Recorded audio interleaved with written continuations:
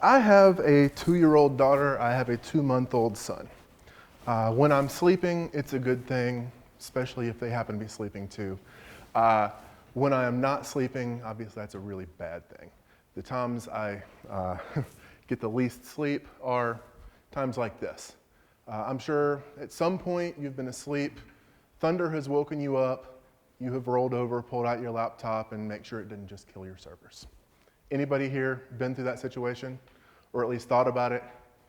Yeah, okay. I see a hand back there. Thank you, Tony, my lovely assistant. Well, I mean, it's in the eye of the beholder. Come on now, give them some credit. If half of your servers died at one time, how long would it take you to recover? Anybody got any thoughts on that? 5 hours? I mean, I'm literally talking dead. 5 days. 5 weeks. I've seen it. I know you're laughing. You know, that would never happen to me. It really does happen way too often. I've gotten calls, hey, we just fired our IT guy. Would you come out here and try to get us back up and running? We lost our entire Exchange server. Things like that. It really does happen far too often. Hopefully it doesn't happen to anybody in here, because that would be bad. Now, obviously some people probably in this room spend a ton of money trying to keep that from ever happening. Trying to make sure that everything, if something dies, you never notice a difference, correct? I'm sure that the rest of you are saying, well, we don't have that much money. We can't have that automatic instant recovery. So you're stuck dealing with whatever is left over and trying to put the pieces back together again. Obviously, if you're NASA, if you're an astronaut who's getting ready to get on the space shuttle, you're hoping that somebody at NASA did their job correctly and nothing is going to go wrong with their systems just as the space shuttle is taking off. If you're getting ready to have your appendix removed, you're hoping that that system sitting there monitoring your heartbeat is doing what it's supposed to. If you're Amazon or Google, and every second you're down, 200 heads are going to roll. Obviously, you have a pretty significant need for uptime, and you're going to make sure your infrastructure is not going anywhere. So if downtime is that expensive, millions of dollars a minute or lives at stake, obviously you're going to spend whatever money you have to spend. So what is high availability? I really want to narrow this definition a little bit specifically for this. I'm going to talk about some things that some people would probably argue are high availability. Some people probably would say, absolutely not. I know what high availability is. That is not it. So really what I want to do here is say, high availability is a redundant system capable of automatically recovering from partial failure and returning server workloads to full operation. This is without human intervention. Time required to return running servers to operation should be measured in milliseconds, not minutes, and should be done with no loss of data and no awareness by the average user that there was a problem. Anybody have high availability that works like that? Okay. There are churches that do. There really are. I'm sure that there are some churches that do that at this conference at least. And I don't want to say churches should never have that, so don't read into what I'm saying here at all as you should not do that. But I really want to take a look at some options that maybe work for a lot of churches that either don't have the money to spend or just don't want to spend their money that way. Obviously, churches have a lot of people fighting for a lot of money. You've got missionaries over in Kazakhstan and, you know, the poor kids down the street that you're trying to take care of, and maybe you're just not getting the budget for that kind of thing. So I don't want to get sidetracked by what is high availability and if what I'm talking about is high availability. So that's why I came up with the term resiliency. Apparently resilience and resiliency are entirely interchangeable. I went back and forth on that for a while and finally got the grammar police to weigh in. But I'm going to try to stick to the term resilience here.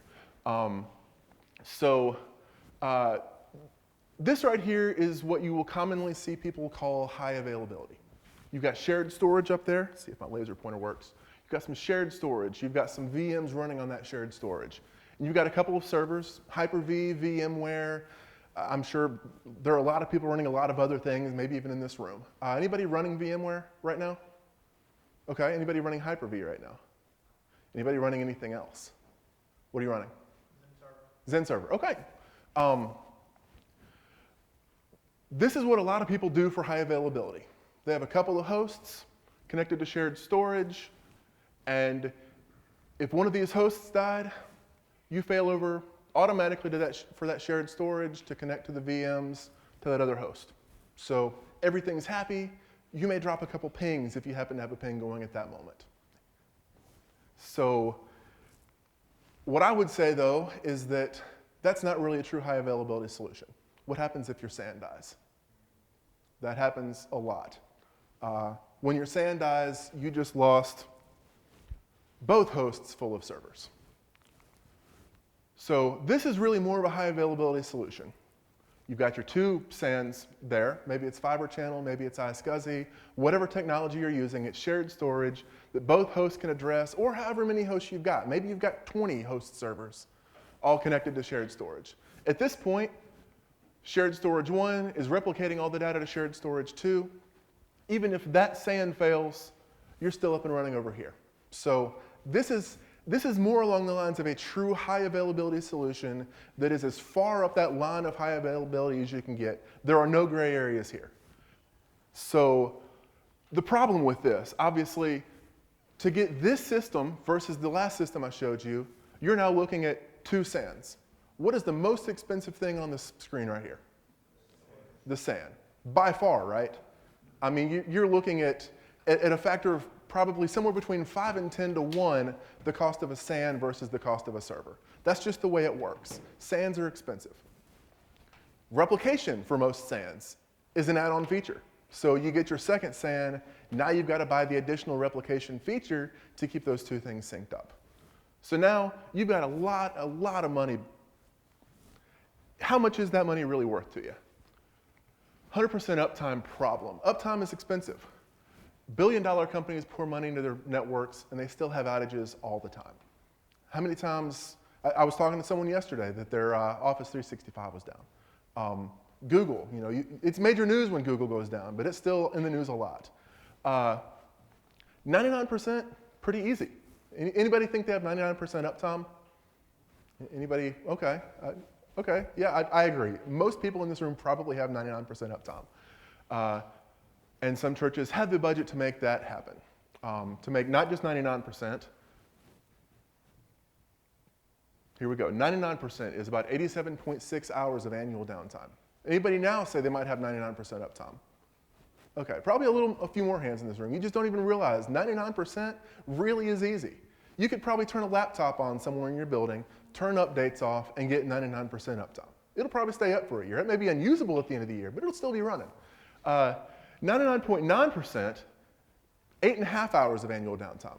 Some people might struggle just by turning on Windows updates. At that point, you might reboot that computer enough to lose that almost 9 hours of annual downtime. 99.99%, 4 nines. Now you're less than an hour of downtime a year. That is getting really hard. 5 nines is, what's that, 5 minutes pretty much of annual downtime? I know if you're running updates on a server, you're going to have that server down more than 5 minutes. So unless you've actually got the server workloads clustered, not just the servers themselves or the VMs themselves, but your Exchange server clustered, your SQL server clustered, to where you can take it offline and still not actually take it offline, that's the only way you're going to get to those 5 nines. Anybody think they can get to 5.9 availability here? Awesome. Glad I didn't see any hands because I would have called you on it. So obviously, you're going to have to compromise somewhere. Some churches compromise on cost. Some say, you know what? We don't want downtime. If there's downtime, someone's going to lose their job. And they say, okay, how much money do you need? And they give it to them. That's pretty rare. So you're pretty much looking now, where do you want to compromise? If a combination of high performance, instant recovery, and low cost is impossible, right there, and you don't have the money to put towards something else, then you're either going to have to compromise on performance or the risk you can access, or the risk you can handle, or the recovery time. So what do I mean by that? Performance compromise. Installing a high-performance, high-availability system is very, very expensive. But by using slower technology, maybe you can get by. You can get the uptime, it's just going to be terribly slow for your users. Anybody using a tiny SAN 4-disk system or something running iSCSI to provide some sort of uptime. Anybody doing that? No. Okay. You can do it. It's just terribly slow. You'll have a slow network. You get complaints from your users of how come this just isn't running fast. You've also got a risk compromise. I'm sure you see where I'm going here. You can't have a high performance, high availability system. So you just say, well, we're just going to throw high availability out the window. We're just going to say, well, let's just get the system as fast as possible. Okay, let's throw 10 disks in a RAID 0 set. We'll just make this thing blazing fast. 1 disk dies, you're dead. You don't want those kind of catastrophic failures. So if half of your servers died at once and you could be fully operational again in 5 minutes, would that be enough? If you had 5 minutes of downtime and then everything was happy, would your bosses be happy? And I'm literally talking in an option that most churches can't afford. Basically what we're saying here is we've got that same compromise Venn diagram here. Let's just expand recovery a little bit. Let's say maybe it's not instant. Maybe it's just really fast. It's still, there's some cost involved in getting it fast, but maybe it's not quite as expensive as it is to go the instantaneous recovery. So here we are back to this term resilience. I literally sat around for days trying to figure out what do I call this concept. Nothing really seemed to work for me because, elastic. I mean, there are lots of things I thought, hey, is this the right term? And I finally came up with this dictionary term for resilience, able to recoil or spring back into shape after bending, stretching, or being compressed. Would you say that a server that has just gotten struck by lightning has been bent, stretched, or compressed? It's probably pretty close.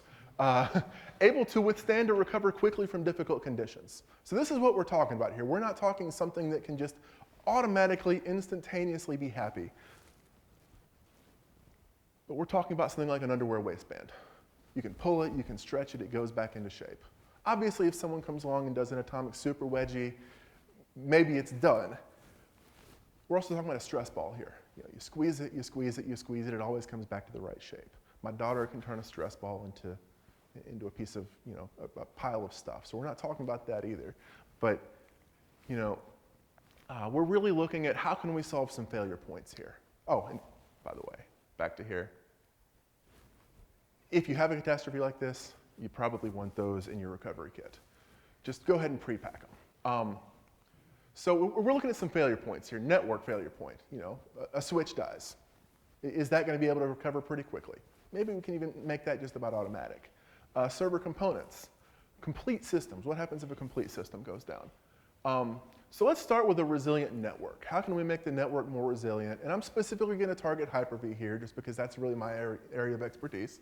But some of these same principles apply across the board. You can use link failover. NIC teaming in Windows 2012 supports a couple different features that are really, really helpful. Link failover and link aggregation. NIC teaming is really multiple network adapters functioning as if they are one. So you tell 2 NICs to team, it will show up as a new, what they call Microsoft multiplexer adapter, which will show up in your list of NICs. You can assign an IP address to it. At that point, most of the TCP IP information and all the different services you can bind to a NIC go away on the 2 NICs you just teamed. 2 NICs, 3 NICs, however many NICs you team. So that gives you redundancy. It gives you speed. It sometimes gives you both if you configure it right. So what types of NIC teaming are supported by Windows 2012? Switch independent, static teaming, and LACP. We're going to cover a little bit about what each of those means. A switch independent team really requires you to do no switch configuration. You set it all up on the server side, and your network automatically figures the rest out. Bandwidth is not symmetrical. What do I mean by that? Let me go to the whiteboard here real quick. Let's say you have 2 wires for a NIC team. We're going to call this one the primary and this one the secondary. On a switch-independent team, when this server, we'll just build us a little server over here and a switch. Server, switch. When this server is trying to talk to the network, it can send packets on either one of these lines. It will only receive on one of these lines. So really you're talking about For send traffic, well, no need to write this. For send traffic, it will use as many cables as you put. So if these are both gigabit lines, you can send 2 gigabits of data simultaneously. But it will only ever receive one because that IP address is going to be assigned the MAC address on your switches of that primary link. So basically, the NIC on this server, that MAC address will be the one that it talks to primary. If something happens to that NIC or this cable gets unplugged, it will fail over almost instantaneously, milliseconds, to the secondary and keep going. So at that point, you've still got that resiliency, the redundancy built in. You just lost your speed. It allows for a standby adapter or all active.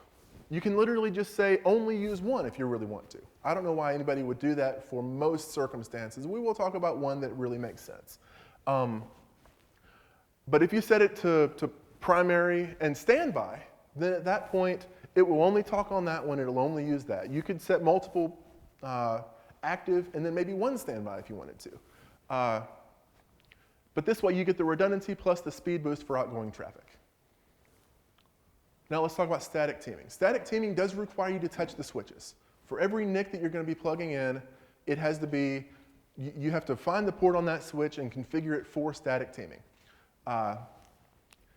The disadvantage to static teaming is all of them have to be plugged into the same switch.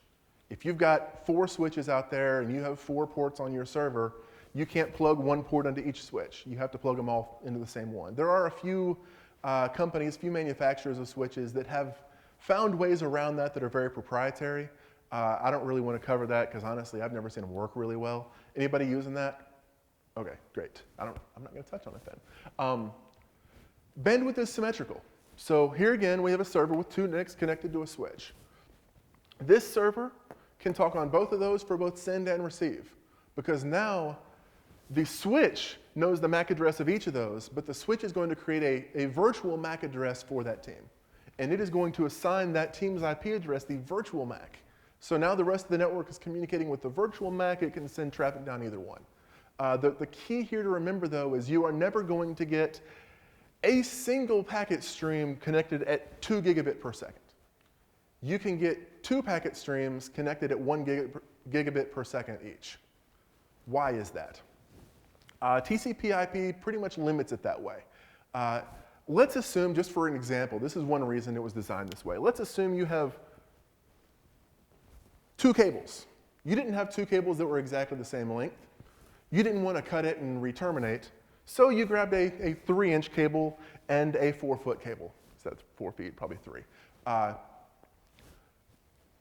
Both of these are plugged into the server. Both of these are plugged into the switch. How many packets can this send while this is sending 1? Basically, in this situation, the packets have a strong potential for arriving out of order. It will be receiving 1, 2, 3, 4, 5, 6, 7, 8. But you end up with, since the packets are arriving out of order, the switch now has to hold them and then try to get them back into order again, which now requires rearranging. So it really slows the whole process down to try to put them together into one single 2 gigabit stream. So basically, let's say, a user out here is going to download a file off this server. Another user is going to download a file off this server. Now you have 2 users each connected at 1 gigabit. But if a single user is trying to download a single file, it's still going to be 1 gigabit. So in this case, though, when it says all active, that's really what I was just touching on. All active really means all active. You're not going to have a primary, a secondary, or a primary and a failover. All of them are going to be on all the time. But this does give you redundancy plus a speed boost both ways. But because it does require the matching switch and server-side configuration, if you don't have a managed switch, you can't do this. Every managed switch I've ever seen does support it, though. So let's talk about LACP. LACP is really almost exactly like the static teaming option. It functions exactly the same way. It functions just the way we were just talking about here. However, you don't configure each port on the switch to be members of a specific team. You can go in and say, okay, these 8 ports are LACP ports. In that way, when you plug a server in that is configured for LACP, it automatically talks to the server, sees if that switch already knows about that team. If it does know about that team, this port joins that team. If not, it creates a new team. So it's really, link aggregation control protocol is a way that a switch basically dynamically creates teams. I've seen it work great, I've seen it work miserably. So your mileage may vary there, but it really, in terms of static versus LACP, 6 one, half a dozen the other. Configure it the way you like it, or if you have a switch that only supports LACP or only supports static teaming, obviously that limits you. But Windows does support it both ways. So what are the limitations of this aggregation we're talking about? Obviously, the packet streams are limited to 1 link no matter how many NICs are in the team inactive. So you can, like I was saying before, you can never have a single packet stream traversing multiple physical links. It's just not possible.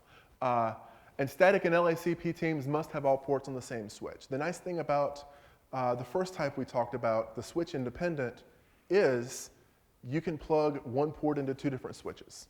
And it will handle all of that because you've only got 1 MAC address set as the primary. So if you need to take a link across multiple switches, that's the way to do it. Now you've also got some load balancing mode options. I just want to touch on this real briefly just in case any of you have ever had questions about this. There's an address hash option. When you go in to set up a team, you have to tell it which load balancing mode it's going to use, and that's how is it going to distribute the traffic across the multiple NICs. In Hyper-V, it is a little bit different. With address hash, basically it's just going to traffic or send the traffic across all the ports just evenly. With Hyper-V port, that's your other option. Each VM is assigned a specific NIC. So if you've got 4 ports in a team that are using Hyper-V port, basically the first VM you're going to bring up is going to get assigned 1 NIC. The next one is going to get assigned the next one. So each VM is assigned 1, which is great as long as you want VMs to be specific always to that NIC. There are probably good reasons for that. In practice, what happens is you lose your redundancy. If that NIC loses its link, that VM is now dead in the water. It is no longer talking until you get that fixed or until you reboot it, at which point it will now get assigned a NIC that is working. So if you are trying to bring up some redundancy in your network, you probably don't want to use that. The real reason most people probably use Hyper-V port is for speed reasons only. Maybe you have 2 NICs in a team, you have 2 VMs, you want each VM to only use 1 NIC. I've never used it before, except the first week or so I was using Hyper-V, and when I unplugged a NIC and it didn't work, I said I'm never doing that again. So really this is the way resilient virtual networks would work using teaming. What we've got here is we've got 2 switches. We've got 2 virtual switches, each of which is assigned to 2 ports coming down to 2 ports on each team coming down to switches. So each of these virtual switches is a NIC team. And what we're doing here is we're going to say virtual switch 1 team is a static team connected down to here. Virtual switch 2 team is a static team connected down to here. Now we're going to team those 2 virtual switches in the VM. So this level right here, these teams are actually being done at the host level. This team right here is being done at the guest level. So now what we're saying is we've got the speed here because we now have a static team connected to that switch, but we've also got redundancy. If this switch dies, this team right here will continue to let this run. What we're going to do, though, is we're going to set, like I said over here, why would you ever use a standby only? For this reason right here. So we're just going to set this one right here, when you bring up your VM, set that to be a standby only NIC team, and now if this switch dies, this one carries on. That way we're not getting any Ethernet loops, we're not having any kinds of weird issues there. It basically just means that this one will be active unless it fails, and then this one kicks on. So now let's talk about server components just for a second. I know y'all all know all this, so I'm not going to go into detail. Obviously, if a disk fails, you hope you had RAID on it, and hopefully it wasn't RAID 0. If your power supply fails, hopefully you had a redundant power supply. If your electrical fails, hopefully you had a battery backup. I mean, this is all easy stuff. So I don't really want to spend any time on that. But what happens if a server completely dies? Boom. You just got a whole stack of dead servers. Smoking hole in the motherboard, disk platters embedded in the walls, sparks, I mean the whole 9 yards. Plastic shards laying on the floor. Hopefully y'all have never had to deal with that. Hopefully you never do. But what happens in that scenario? So now we're going to talk about HyperV replication, which is really, in my opinion, the coolest thing about HyperV. HyperV replication basically says, here is a VM on a HyperV server. Without using shared storage, let's get a copy of that VM over to another physical piece of hardware also running HyperV. How does it work? It's really easy. Generally, when we set up a HyperV server, or pairs of HyperV servers, or 3 or 4, however many it's going to be, we make sure we've got multiple NICs set up to be the management NICs on this server. So these are not NICs that are going to be assigned to virtual switch. 3, 4, I mean, however many you can dedicate to this. And basically, since it's got multiple fast ports that are teamed using static teaming back to the switch, and you've got another HyperV server also doing the same thing, basically it uses port 80 or 443 to transfer the VHD files. VHDs are the virtual hard disk files that make up a VM. It basically copies those, every time a change happens, it gets added to a log file. That log file gets replicated over the other one and then merged back in. So you can set that to every 30 seconds, you can set it to every 5 minutes or every 15 minutes, and it's literally keeping a almost real-time synchronized copy of however many VMs you set for replication over there on this other server. If one server dies, you can go in here, you can say, start these other servers. Everything is back up and running. This is really a diagram of how we see it working. Over here, you've got your switch, management ports going back to your servers. This is actually local storage, not shared storage. So these are all going to be drives in this server. These are going to be drives in this server. You're going to keep a copy of, in this case, what I've got here is a running VM and a replication VM. Running VM, replication VM. So VM1 is replicated over to this other server. VM2 is replicated over to this server. We split the workload. You can split the workload however you want. I've got one HyperV server that has 3 running servers and 27 replicas. It wasn't as fast, but it is certainly capable of being a replication point if needed. So at this point, you've got your virtual switches connected back to here. Virtual switches are named the same, so if this one gets spun up over here, it can automatically already use the name of that virtual switch, come back up, and be perfectly happy again. It's not instant. You do have to go in and you do have to click a button. Clicking a button under stress can be pretty difficult. But it's really not, it's easy. So I was gonna do a live demo. Question? Yes, when you're teaming the NICs, is there any rule as far as, so for example, server ships with a dual Broadcom NIC card and I add a quad Intel card. Is there any rule as far as keeping the Intel aggregated together and the Broadcoms aggregated, or can you mix them? That's a really great question. Up until Windows 2012 came out, Windows didn't actually support teaming at all. It wasn't that they didn't allow teaming, it's that Microsoft just didn't want to support it themselves. They didn't want to have anything to do with it. So basically they said, okay, Intel, if you want NIC teaming, great, put it in your driver. Broadcom, if you want teaming, great, put it in your driver. So now you install a dual port Broadcom NIC in your server, you install the Broadcom driver, you can use that Broadcom driver to allow those 2 NICs to team. But you're limited, it has to be those 2 NICs. And honestly, for most manufacturers, they had to be specific, model the same. So, let's say you had 2 dual port Broadcom cards, both the same model, you could team all 4 of them, but you could never team with Intel. That's really why Microsoft finally decided to take teaming on themselves, was to allow you to team across different manufacturers, different drivers, different models, different speeds even. I have certainly come across a team that was an Intel 100 megabit card teamed with a gigabit Broadcom. You see weird stuff sometimes. But yeah, it's absolutely possible, and because Microsoft is supporting it in Windows with Windows drivers, you never have a driver problem. In fact, if you have the capability of when you're designing your system to put in different models from different manufacturers, that means if you have a driver problem that takes a NIC offline, the other NIC in the team, hopefully being a different manufacturer, different model, whatever, different driver, it'll keep running. So entirely great question.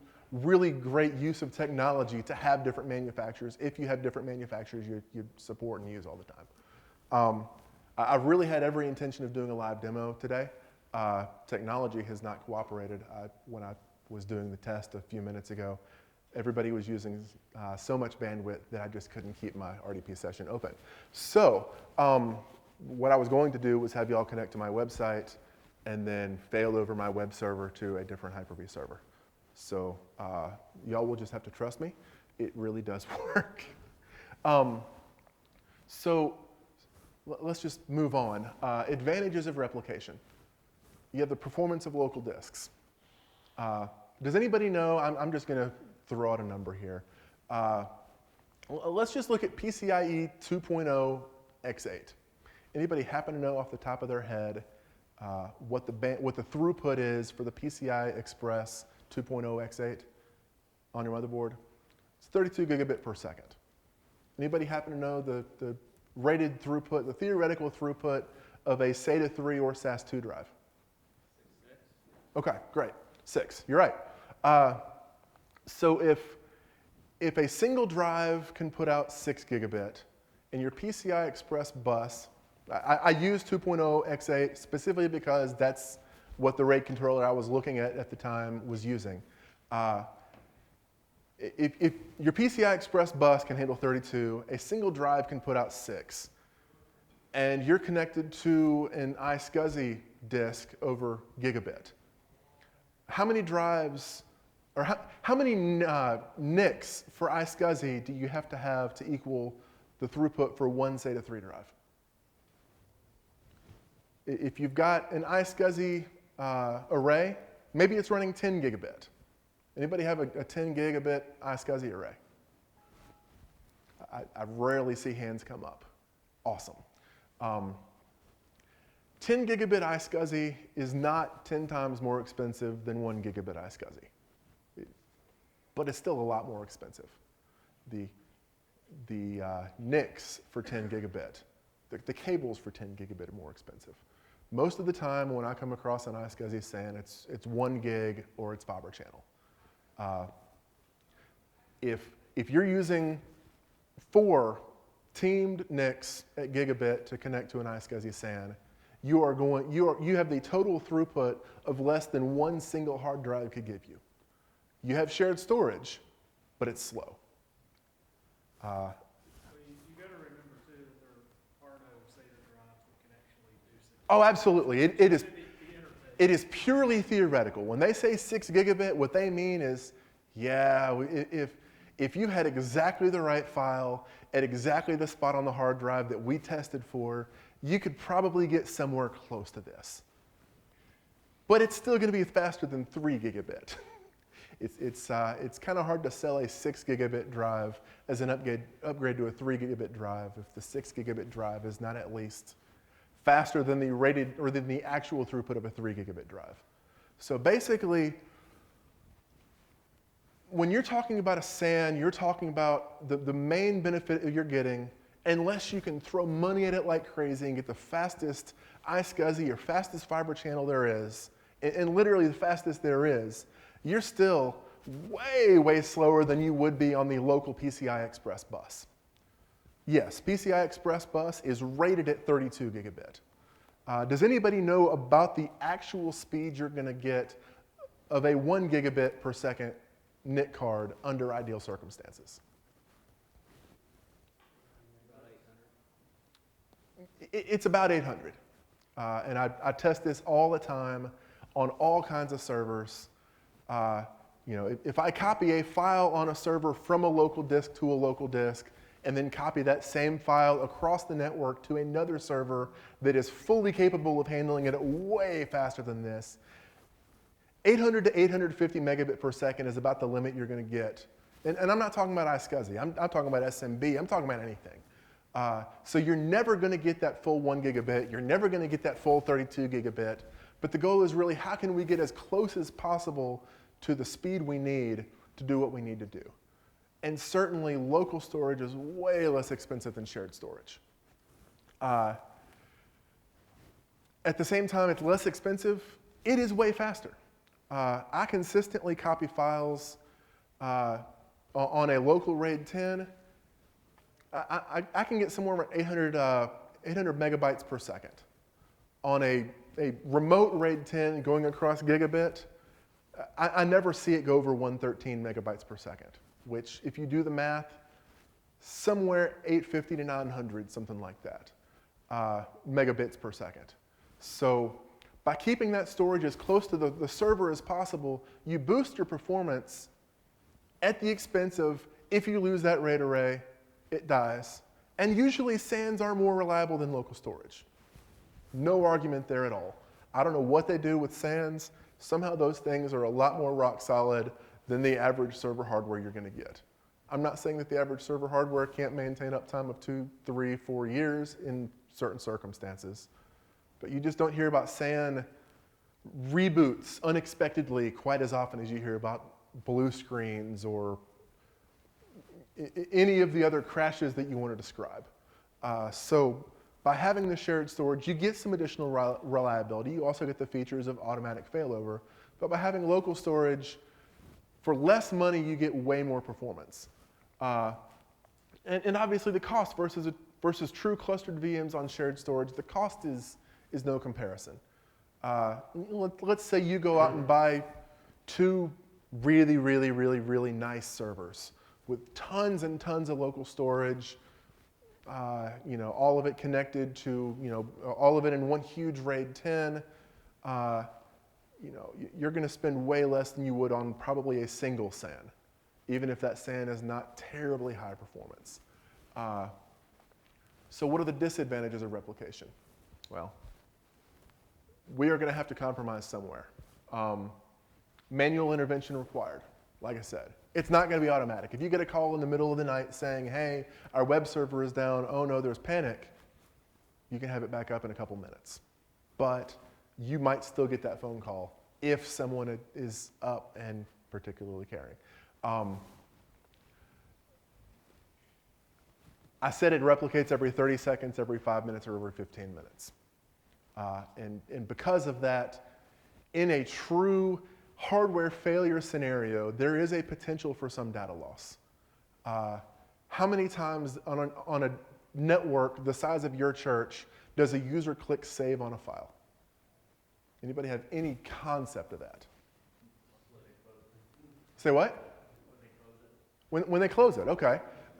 So would it be safe to say that if you lost the last 5 minutes of work, meaning in the last 5 minutes someone saved something, you probably wouldn't lose that much in most cases.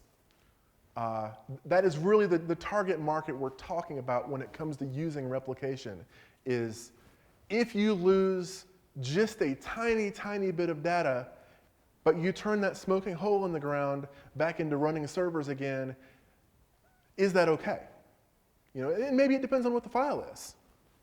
Certainly, I have seen scenarios where it made all the sense in the world to have sort of a mix. Maybe you've got, Hyper-V with some replication for servers that maybe it isn't absolutely positively critical. It is up 100% all the time, 24/7, 365. And maybe you've got a little SAN over there that holds just a little bit of stuff that maybe it absolutely positively can't be down. It's certainly, you can mix and match this scenario here. Maybe you don't need the performance on this stuff as much as you just need to know that it's never, ever going to go away. If the pastor just saved half of his new book that he hadn't saved in 4 weeks, he clicked save and then your server died, yeah, you're in a hot water. Maybe. So let me just sort of go over our design philosophy, how we typically see Hyper-V working for most churches. We tend to go local storage, simply because exactly what I was saying. We're We tend to go with like a 4-disk RAID 10 just for the host system. And then we're going to put in, depending on how much storage they need, maybe an additional 4-drive RAID 10 for their VMs if they just have a couple. Maybe we put 2 RAID 10s of 16 drives each.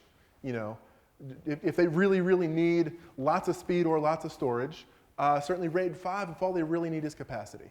We have a church that they have a server that holds 36 drives. It's got a 4-disk root and boot set. It's got a 16-drive RAID 10 for most of their VMs, and it's got a 16-drive RAID 5 just for their media files. They hardly ever touch them. They didn't even want them backed up. They just needed someplace they could dump those things. And obviously, just like with anything, the more spindles you have, the better. You're going to get more performance out of a system that's got more hard drives in it. So, you need 2 terabytes. Do you go with, 2 terabytes or two 2-terabyte RAID 1? Or do you go with, 4 1-terabyte disks? From a pure performance standpoint, 4 1-terabyte disks is going to be faster, probably by a lot.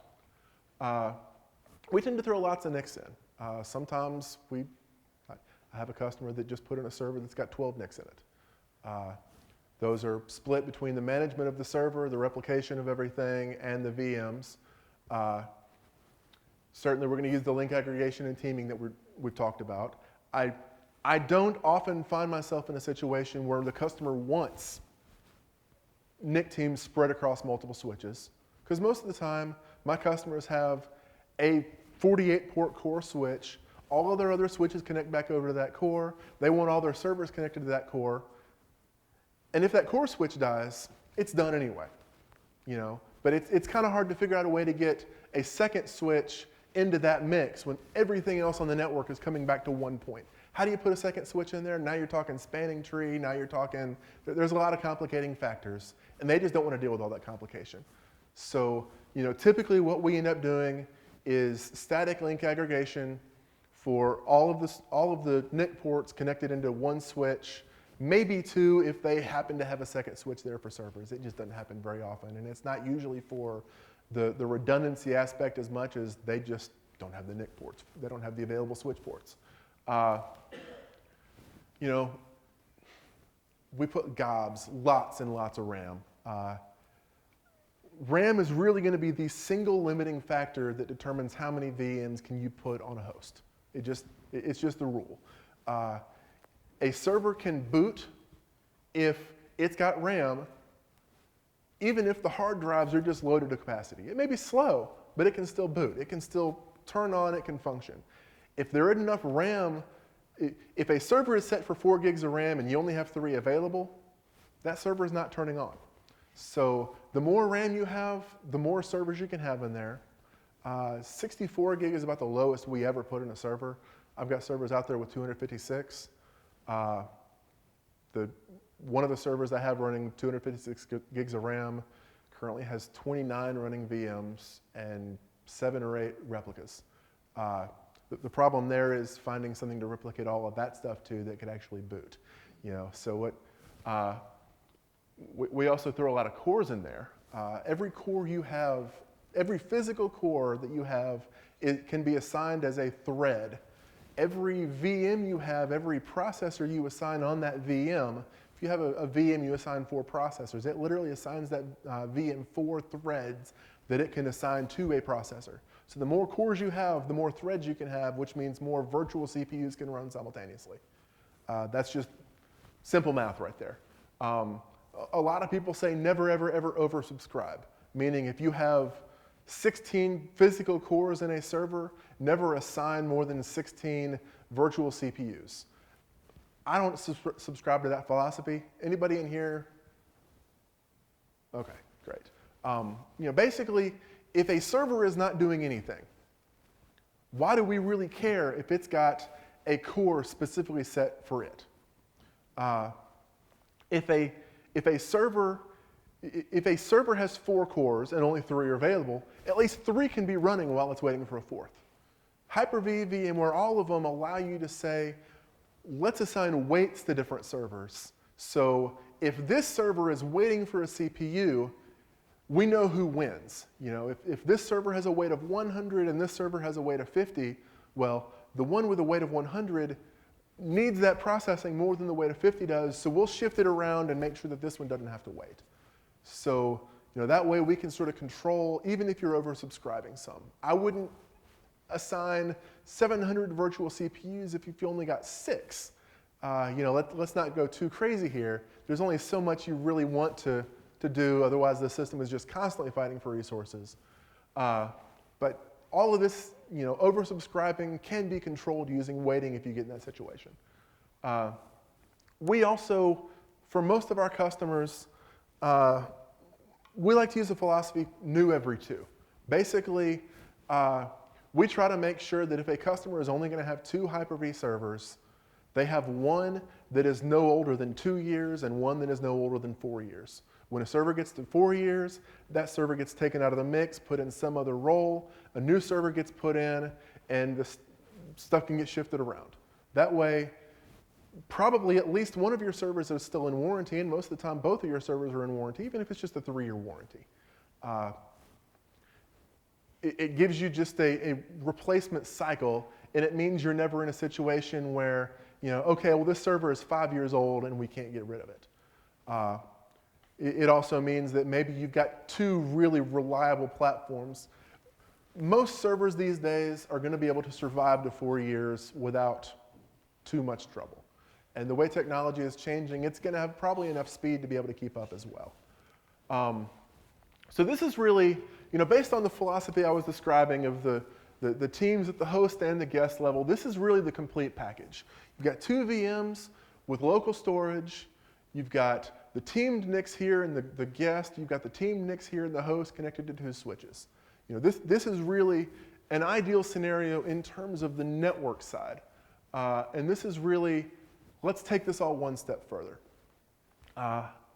Hyper-V allows what's called extended replication with 2012 R2. With extended replication, you basically say, okay, I'm going to replicate a VM from server A to server B.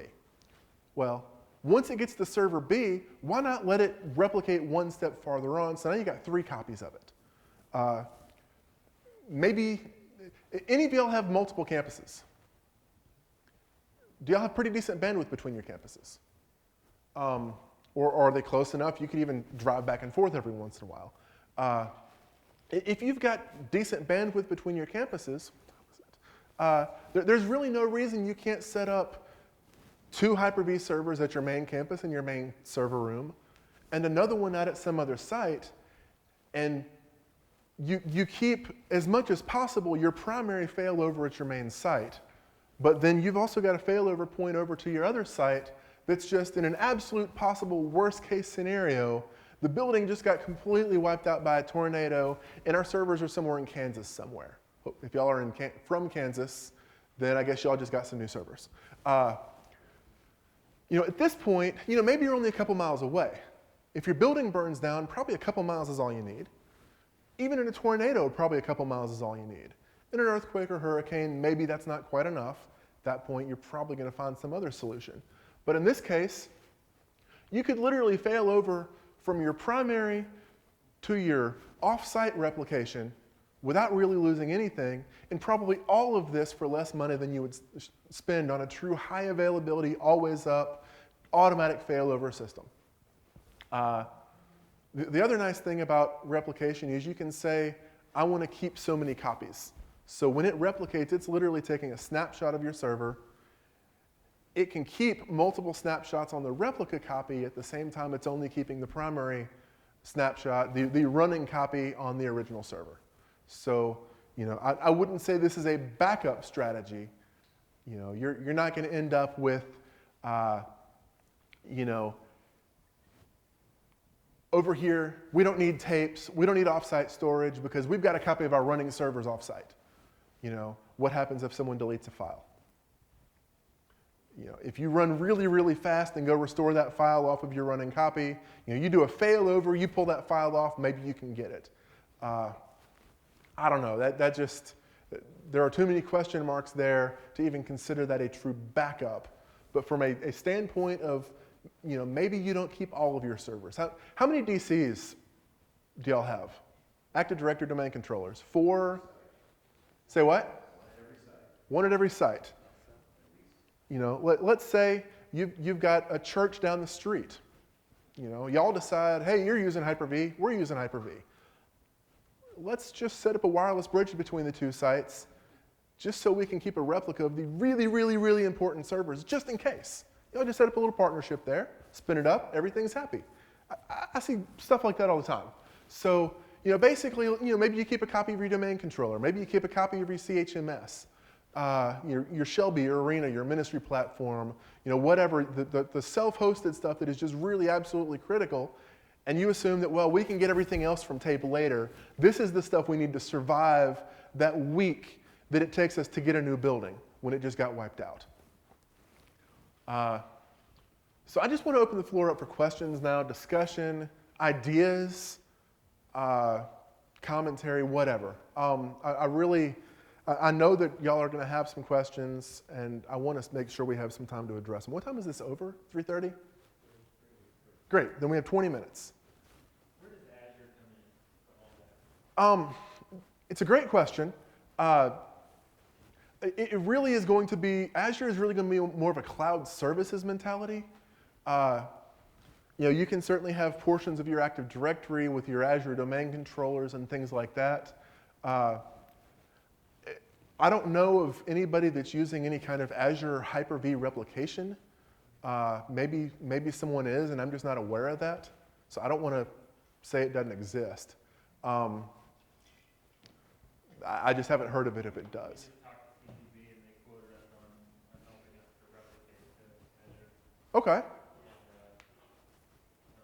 we got a 3 terabyte server, and they said really it was pretty cheap month to month to replicate our data out there.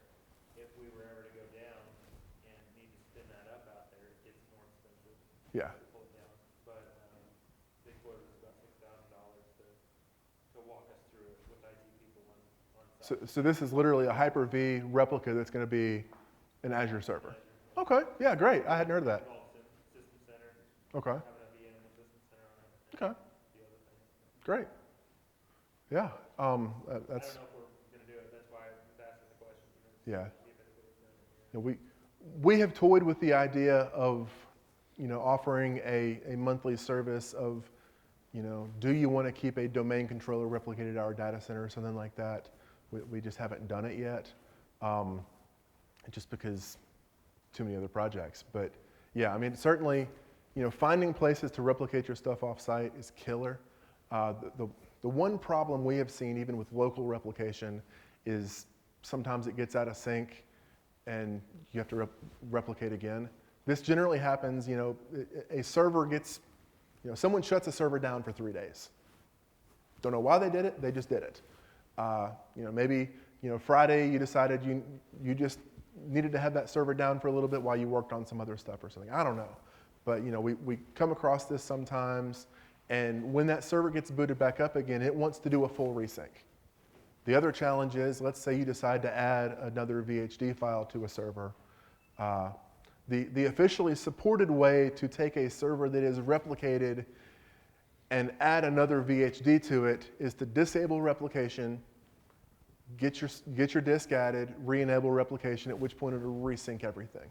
At that point, it's using compression, and if you've got really good bandwidth, it works. Certainly, if you've got, you know, multiple sites, you can do your initial replication via copy it to local hard drive, drive it over there, plug it in, sync it back up. If it's somewhere out in the cloud that you have no access to, you're probably looking at just a full network sync if that happens. It happens often enough that I wrote some scripts to check all our customer servers and make sure they're all staying replicated. It's not so often that we spend a lot of time re-replicating stuff, but often enough that we just wanted to make sure it wouldn't catch us off guard if it happened. Does that answer your, I don't know that I offered an answer to your question, Well, but. and honestly, after we got a quote on replicating in Azure, I found out that our hardware appliances, those are backup, our Uptime box, well, actually does replication automatically. Yeah. So I can spin up that server at whatever time, you know, as long as I've got restore points, Right. and I can spin it up like it's a live server on our network. Yeah. It's pretty cool. And a lot cheaper than even going right out of Azure. Yeah. I have a Veeam infrastructure. Okay. That was set up before 2012, so before replication was supported Mhm. natively in HyperV. Replicating to offsite campuses, we've got gigabit links between them. Nice. How does that? How do you see this playing into that type of environment? Is this a Veeam replacement? And how granular can you schedule these replication cycles? The granularity is 5 seconds, 30 seconds, 5 minutes, or 15 minutes. So that is as granular as you only can option. get. You can keep multiple copies, but that is as often as you can set it to replicate, one of those 3 options. And in 2012, before 2012 R2 came out, it was just automatically 5 minutes period, have a nice day. You couldn't specify anything other than that. I guess Microsoft got a lot of complaints about that. Enough that it actually got a new feature, which you don't hear about Microsoft adding good stuff that around. right there kind of answers my question. I Yeah. need to have Veeam in place to do, because to your earlier point of, I've got data corruption or somebody just deleted a file. Yeah. My Veeam I'm doing nightly as a replication offsite for Yeah. disaster recovery. This doesn't really, replace that. It only augments it for uptime. Exactly. It's for uptime, for there are so many solutions out there that give you the opportunity to restore a running backup or a backup to a server, pretty much automatically. We had a customer, I thought about walking up and sharing this and the data loss thing a little bit ago, but it wasn't really my story. We had a customer that walked in, his Exchange server was beeping. He turned the monitor on, and it was sitting at, no operating system found. So he rebooted into his RAID management software, and it said that one of his drives had failed, and because of that, it had rebooted. This is pretty old equipment, running Windows 2003, that just happened a few months ago. And they had no Hyper-V replication whatsoever. They had just gotten their first Hyper-V server like a month before this. This guy thought it would be a good idea to get in and start trying to figure out what RAID management software does. And he saw the option to rebuild, but he couldn't figure out how to do a rebuild because he saw 2 drives there, but only one of them was showing available. And this was just, I think, a RAID 1. So turns out I don't think there was a problem with the drive. It had just, something had happened. When it rebooted, it decided it needed to be rebuilt. So he decided he really wanted it to be RAID 5. So he deleted it, added another hard drive, and cranked it back up again. And then it wouldn't boot. And he said, I don't understand what happened. At that point, he picked up the phone. So at that point, we had backup exec backups to tape of all their servers. So we went into backup exec 2012. We told it to do a restore of that physical server to VHD. We mounted it, we turned it back on, everything was happy. It certainly wasn't an instantaneous recovery. It was a whole lot faster than reloading that server, reinstalling Exchange. This was Exchange 2003. Reloading in an emergency restore mode, restoring the database. It was way faster than all of that. And certainly got their Exchange over off of this old bad hardware. They just still needed to move off to something else. But yeah, there are lots and lots of products out there that will do some sort of either real-time replication or replication of your backups to something else. One of them I heard of that I thought was going to be a huge player that just went out of business. Do you remember who that company was, Tony? Maybe you weren't involved in those conversations. Okay, anyway, they claim to be one of the leading backup solution providers, and then one day they just announced that they were shipping all the customer backups to them because they were no longer in business and their data center was closed. Not to say that Veeam is going to do that. But yeah, I mean, I would say any way you can get your backups somewhere else, regardless of where that is, if it's far enough away from your servers, it's a good thing to do. Some appliances do give you the option of, restore this backup to some local device, some local virtualization platform on here that probably won't be fast. I've seen these things that ship with like a single, P4 processor or something that, yeah, it's going to be dog slow, but at least the service is available until you have time to repair the hard drive or whatever happened, and then move that data back over. So I think that Veeam is a great way to do that. Unitrends, I think someone mentioned, has some of those capabilities. HyperV is built in and doesn't require any additional cost other than additional hardware.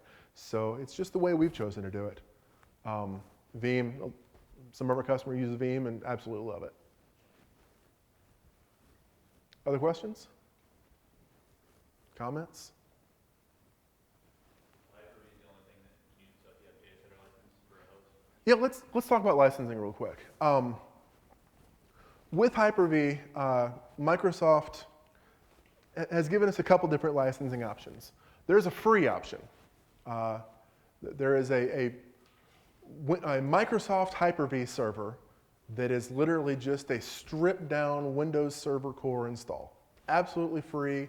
You install it on a piece of hardware, you manage it from something else, and you can run your VMs without paying a dime to Microsoft, assuming they're not Microsoft OSs on those VMs. You can purchase Windows Standard. Windows Standard gives you the ability to automatically use 2 additional instances of Windows as VMs on that server without paying any additional licensing to Microsoft. So if you have a couple of things you want to virtualize, and that's all you ever planning on virtualizing, Standard is a great way to do it. You can purchase multiple standard licenses. You buy 4 standard licenses for a physical piece of hardware. Now you can license 8 VMs on there. Or you can purchase Windows Data Center. Once you have Data Center, you can license as many Windows operating systems as virtuals on that server as you want to. So unlimited virtualization. If you buy 2012 R2 Data Center, that literally gives you the license to run any Windows Server product that Microsoft has ever released. If you decided you wanted to run NT3.5 on there, you could. Please don't. But certainly everything you'd ever want to do, you could do on there. And of course, you can put Linux, any other operating system you wanted to put on there, you could put on there as well.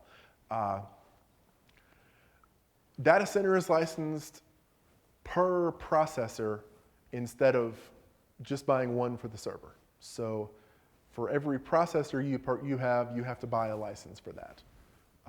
So it does drive the cost up a little bit, but y'all are churches. Y'all get ridiculous Microsoft pricing. So not a whole lot of people frown on that. What's the, what serial number do you use then for other Microsoft software? The same one. Yeah, the same one. When you go into volume licensing, sorry? Use the data center license? Yeah, you can use Data Center, you can use Standard. It used to be, They're the same license key anymore. As long as you get a volume license, you get a license for all the versions of 5 days. So you can install like Windows 8, Windows 7 VM? it has to be server product. Yeah, you can put a Windows 7 professional OS on there, but you have to buy a license for it separately. But yeah, when you look in your volume licensing service center, it will probably say Windows 2012 R2 Standard or Data Center, and the MAC key will come with 50 activations. Once you get above 50, you're pretty much going to have to call Microsoft and say, dude, this is virtual. I have unlimited. Please free me up to do this some more, and they will. I don't know anybody who's ever had a key run out that Microsoft wouldn't do something with it. Lost my train of thought. Oh well. Did that answer your question? I guess so. Okay. Anybody have any other questions? We use mostly direct attached storage, and I find we run into a lot of disk I/O issues. Okay. You got any tips or tricks? So you're using direct attached storage. What, RAID 5, RAID 10? They're being changed to RAID 10. Okay. Probably a lot of them are RAID 5. But Okay. they're changing over. RAID 5 it tends to cause lots of I/O issues, simply because every time you go to write something to that drive, the CPU on the system, or if you've spent a lot of money for a RAID controller, the RAID controller CPU is having to calculate parity for that RAID 5. RAID 10 just blows RAID 5 out of the water in terms of performance. It is remarkable how much faster RAID 10 is than RAID 5. In terms of reads, RAID 5 can be really, really fast. It's on writes, RAID 5 is just terribly slow. And that's even when all the drives are there. As soon as you pull a drive out, it just goes from bad to, oh my gosh. So yeah, the faster you can get to RAID 10, probably the faster you'll see those performance issues go away. And the more drives you can put into a RAID 10, the better. Different RAID controllers limit it differently. I've seen RAID controllers that say a RAID 10 is 4 disks, period, have a nice day. I've seen RAID controllers say you can do it in batches of 4, so you can do it in 4, 8, 12, 16. I've seen RAID controllers say you can do it in any even number above 4 up to 16. 16 drive RAID 10s are awesome, by the way. Pam, you agree? So yeah, 16 drive RAID 10s are awesome. I don't know that I've ever used a system that had anything more than that. So I can't really comment beyond that. I know that I have run I/O tests on a 16 drive RAID 10 versus a 16 drive RAID 5, and it was like 7 or 8 to 1 on the write performance. Anybody have anything else they want to talk about? We've got 5 minutes. Or do we want to just call it a day and go grab snacks?